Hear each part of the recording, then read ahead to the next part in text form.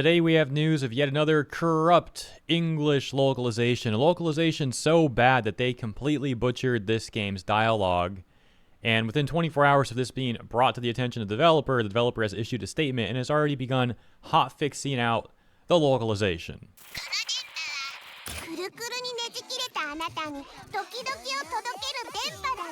The game is Yunyun Syndrome Rhythm Psychosis, a rhythm adventure game about a psychotic hikikomori girl, also an avid anonymous poster, who corrupts the world with her severe brain rot from listening to too many Denpa songs. Released only a few days ago on April 23rd. And the release has been going pretty well for this game. It's got a cute art style, very positive reviews on Steam, but then as mentioned, people, as they played the game, noticed something very off about the localization. For example, the localizers going full Reddit mod, interjecting a bunch of rhetoric about fascism, which we can see in this example got changed in the recent hotfix by the developer. The fix changing the dialogue to, "Their command spells ain't got nothing on me." But the localizers had a different vision. They actually had that line altered from Japanese to English originally as, "I will never be victimized under fascism again." Other examples, like the English localization saying "in fascism" before the developer stepped in to change that to "somebody stop this." Pretty crazy how the English localizers really tried to interject all this rhetoric about stopping fascism when the original context had nothing to do with any of that. 24 hours ago on our visual novels, a top post for the day reading Yunyun Syndrome Rhythm Psychosis, "This game has the worst JP to English localization I've ever seen." While this game isn't a strict visual novel, it's more of a mix-up between interactive VN and rhythm game. I would like to mention it here considering how people enjoy discussing localization in recent VN games, with "enjoy" in quotes.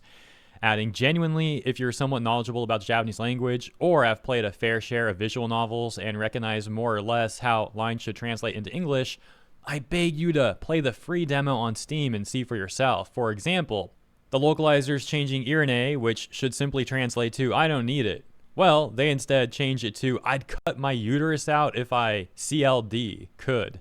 Yeah, pretty weird stuff. And it's full of stuff like that. A machine translation would do a better job than this. It's borderline unreadable, which is insane considering how heavily anime/VN culture is referenced in this game. Most references are gone in English, more information about that coming up, as if the person translating it had no knowledge about what it's even referencing, so they decided to just delete it or change it. Then there's stuff like "Yamero" changed to "in fascism," and the example that I read a moment ago of "I won't bind you with a command spell" being changed into "I will never be victimized under fascism again." The user saying ridiculous. And of course, as we also went over, some of this has already been getting fixed with hotfixes. Users going on to notice that the only localization that seems to be butchered is the English one, unsurprisingly, saying stuff like, "Oh yeah, by the way, from what I've seen, it's only the English localization that's messed up." So if you speak any other languages, you might get a non-terrible localization here. Looking at the different languages, the character Q-chan is called that in every language, including Japanese, of course, except for English, where she's QTIE, like QTI or QT, for some reason. So it seems like all the other translations were done from Japanese instead of English, thankfully. I've played a bit with the Polish localization, and it seems fairly accurate, at least according to my rudimentary Japanese knowledge. Seems it really is only English that's really bad. This game seems to have become one of the most blatant examples of why so many Western localizers have been getting so much hate and criticism now. Localizers have been doing stuff like this for years and getting a lot of criticism for doing stuff like this for years, but I am glad that more people are becoming aware of it, although of course the circumstances are unfortunate, as of course it means that these localization companies continually take advantage of overseas developers, overseas mangakas, and other overseas artists, taking their money under the false pretense that the localizers are going to help them, but instead they butcher the intellectual property.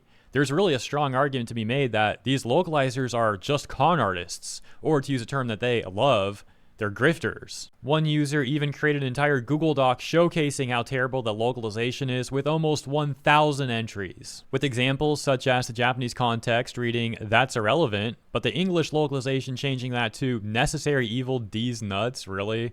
I mean, how cringe is this? What's wrong with these people? You can see the other localizations, though, for example, Korean, Spanish, French, German, etc., saying things like "I don't care, you're not my problem, nothing to do with it, does not interest me," right? So completely different from the English localization done by these massively out-of-touch people. And would you look at that, the document also includes information about the localization team coming from a localization company named Dragonbaby.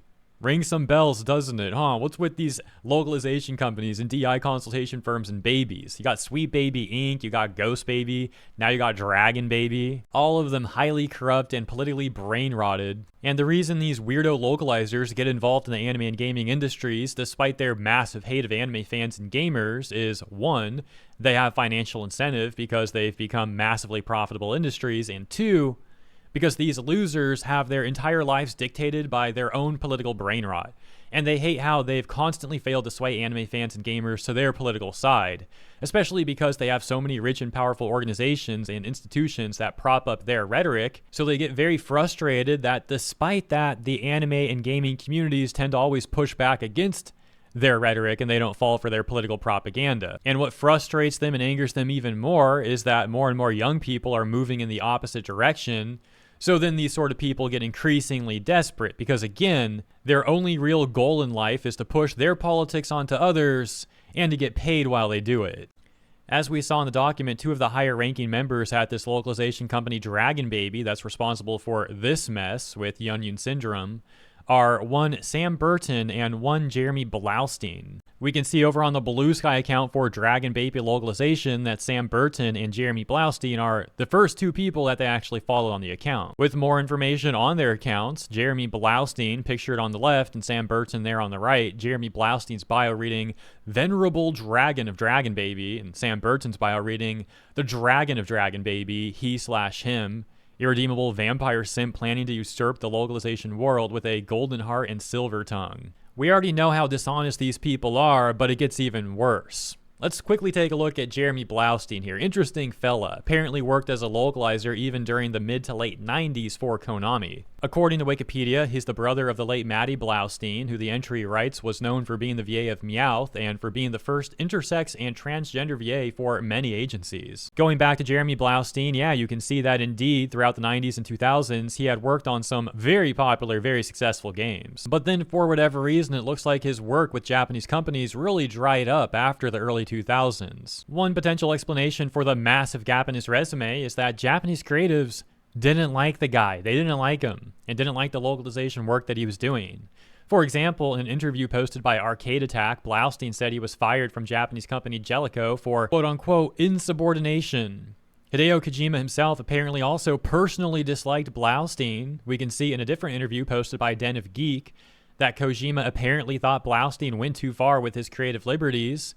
And some say Kojima himself even had a hand in getting Blaustein fired from working on Metal Gear. Fast forward about 20 years, now we're in the 2020s, and he's returned with this localization company, Dragonbaby. Over on Dragonbaby's website, we can see that they're actually taking credit for working on a number of iconic Japanese games, for example, the aforementioned Metal Gear. However, as we know, that's not really true. Dragonbaby didn't work on Metal Gear.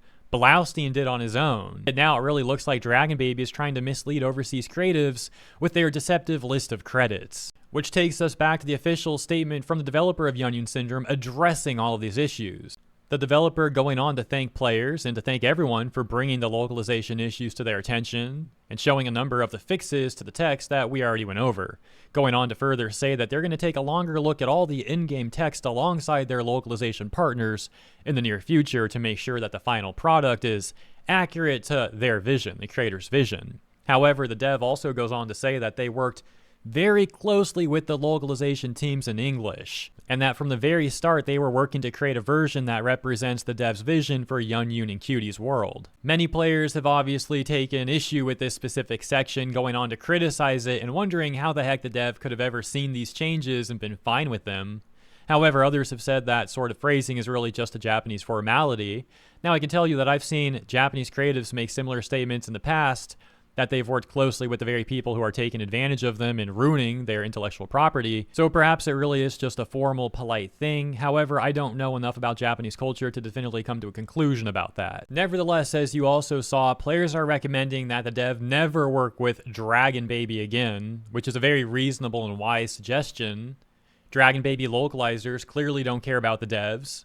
And all of the Japanese artists that worked on this game, they were willing to tarnish all of their work to force in their own political worldviews. Furthermore, players are also pointing out that the issue isn't just a few examples, but the entire English localization itself, the entire thing needs to be redone. And it's a very sad situation because you can only imagine how extremely stressful this must be for the devs who just released their game a few days ago. Now they see that their entire English release has been botched, and now the entire thing needs to be remedied. That, of course, will take time and money. And it's unlikely that Dragonbaby will refund 100% of the money that they were paid for this horrible work, unless there's some sort of civil action taken against them.